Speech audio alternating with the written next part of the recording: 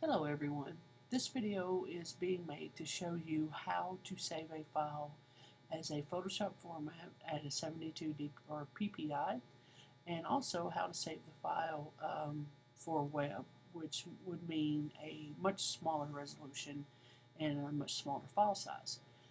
So this first image that we're looking at here, this image is a little bit bigger, and let me just go to image size to show you what I'm talking about. It is at a resolution of 240 pixels per inch. The width is 16.667, that's the width across, and then the height is 12.5 inches tall. So that's actually a very big picture. It doesn't look very big on our screens, but in reality it's very big. However, if you'll notice, if you'll look down here, my bottom is 12.5%. That's what I'm viewing that at. So I'm only viewing it at 12.5%. It's, like 90% bigger than this. So when you submit these images, lots of times I'll have you submit them two different ways to me.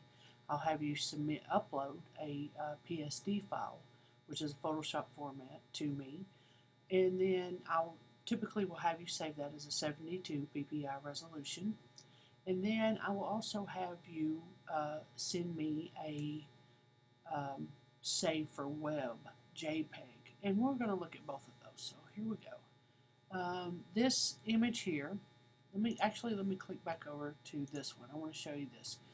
When I tell you that I need to see your layers, I need to see these. I need to see your layers. Don't go up here and go to, oh, I don't think you can see that. It's outside my frame. Go here.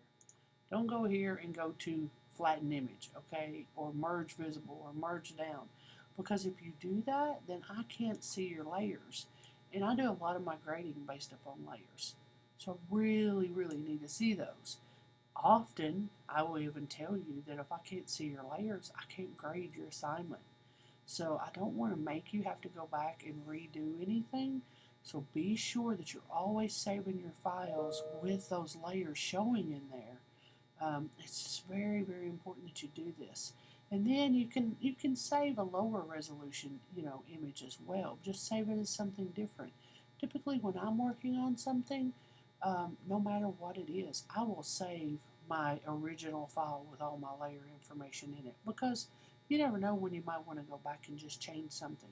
It might be exactly the way you want it at that time, and 3 months from now you might want to use that again, and you might want it in a different color, you might want it to say something different, change out some text, change up, I don't know, an effect or something on it, add something to it. It's much easier to do if you have that original file with those layers in it. So this image here is not very big, but we'll go ahead and go to image size on it. And it's at a resolution of 124. The width is like almost 4 inches, height's almost 2 inches, so it's a pretty small image. This would be fine for you to upload to a discussion board, but I have specific ways that I want you to do that. So what I want you to do for the discussion boards would be to save this for web. Okay, so I'm going to cancel out of this. We'll go to File, Save for Web, and yours might be under Photoshop, and then down Save for Web if you're on a Windows machine. Okay, and it brings up this big old window, and you can actually resize it a little bit, I think. Come on, maybe you can. Well, most of my frame is covered. I think my video frame has covered most of that. Let me scoot it over just a little bit, because I don't really need to look at this stuff right now. Okay, so we need to look at this stuff. Alright, the first thing I want you to do is I want you to make sure that this says JPEG. Okay, this says maximum. Your compression will say maximum. Alright, I think by default it comes up as optimized, and that's fine. Convert to sRGB, that's fine. Monitor color, metadata, I really don't care about. Oh yeah, quality up here, we'll leave that as 100. Now you get down here to your image size, and you see that it's converted everything to pixels. Okay, we're not looking at inches anymore, we're looking at pixels. So what I typically do is I just go in and change the percent of this. Now you can change the pixels too, and you see that they're linked, so it's going to keep everything in proportion when it's linked like this. What I have asked you to do is change the size to 25%. Now, I was batting on you all having a larger image than what I'm dealing with here when I tell you to shrink it down to 25%, because 25% is going to make that pretty small. See how small that is? That's very small.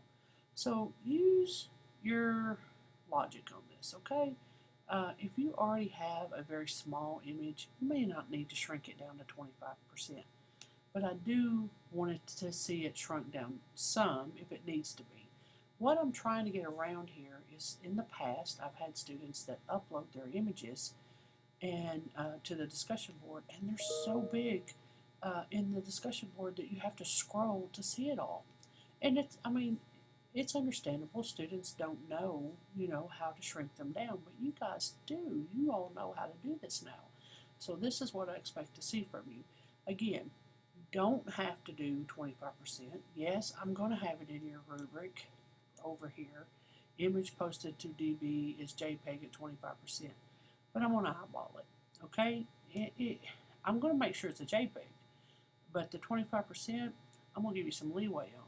You don't have to do 25% if you think that that image is too small, okay? Pretty much what you see in this window here is what we're going to see on the discussion board. So make sure that, we're seeing, like down here you can tell I've got that at 100%. So that's the way it's going to come through on that discussion board.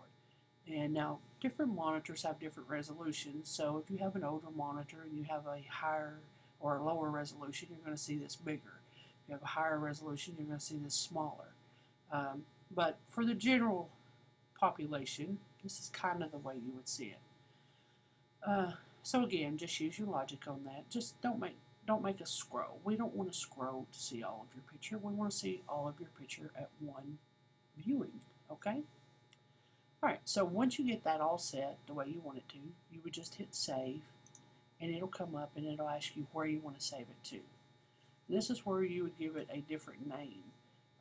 Don't save it as well, it's going to be a JPEG, so you could save it as the same name as your PSD file that we're going to do here in a minute. You can see it already puts JPEG on there, so I could put this in there as myvision.jpg, okay? And I'll just hit save.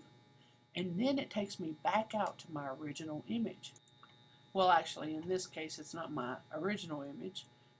This is the other image that I have up here. So I'll go back to my vision. There we go. But you can see that this image is still pulled up with the layers in it. Now, the JPEG that I saved, it will not have layers in it. So let me just open that file, open recent. Let me just go to it. File open, and I'll navigate to it here real quick. Okay, here it is, and I'll just click on that. Come on. Okay, now here's the JPEG. See, the JPEG doesn't have layers in it. Now that's what I'm talking about. This one is hard for me to grade. I can't tell. You could have took this from the web. I have no idea if you actually did this yourself or not.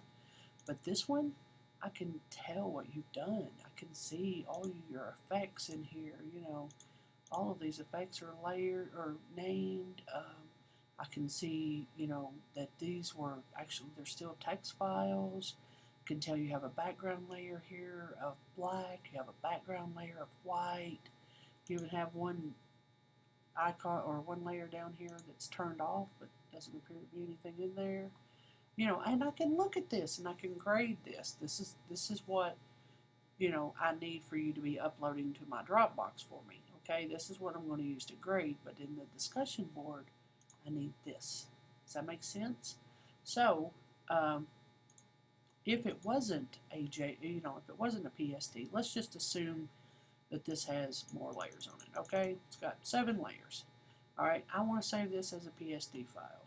So let's just pretend these layers actually have stuff on there that is meaningful.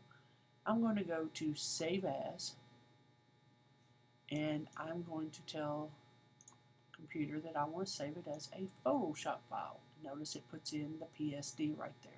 So now when I save that, that's going to save all that layer information for me, okay? But if I saved it as a JPEG, it would not save the layer information. Alright, I hope this makes sense to you all. If you still need clarification on it, please let me know and I'll be happy to help you. Thanks.